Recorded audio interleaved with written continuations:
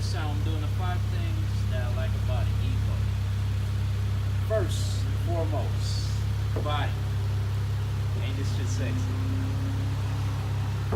Built, big as hell. This shit like a damn Lancer on steroids. That's the first thing I like about an Evo. Straight up. That's the body. Second, fat ass wing in the back. It's number 2. You can't have a Japanese car without personal table. Eat your sushi and everything on this display. Now, but really, the wing is super sexy. That's the second thing I like, and I really do appreciate the wing for it. Because hold down the car when you're going like super fast, like 120, 150 miles per hour, which we did tonight. Oh, the police wasn't looking.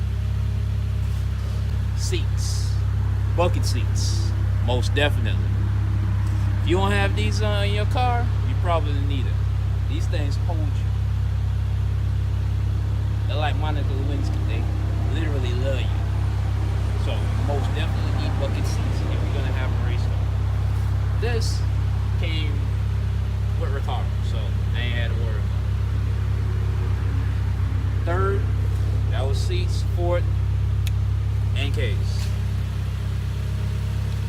Stop and case. Mine's kind of dirty right now. My homeboys want a little bit more, but hey, we drive our car. This is our daily. So you got a red Evo daily, a white Evo daily. So they're gonna get pretty dirty. And the fifth thing, the most definitely fifth thing you need, and you're gonna appreciate when you actually own an Evo, is the front. This shit look angry as hell. This shit right here would scare off any damn Subaru. Subaru gonna see your ass coming, they gonna run. I ain't gonna lie, I mean, that's the reason why I get an Evo, right? But all around, this car is probably the most reliable car that I have. Only thing I had to do was oil change, transmission fuel change, that's it. Best thing ever.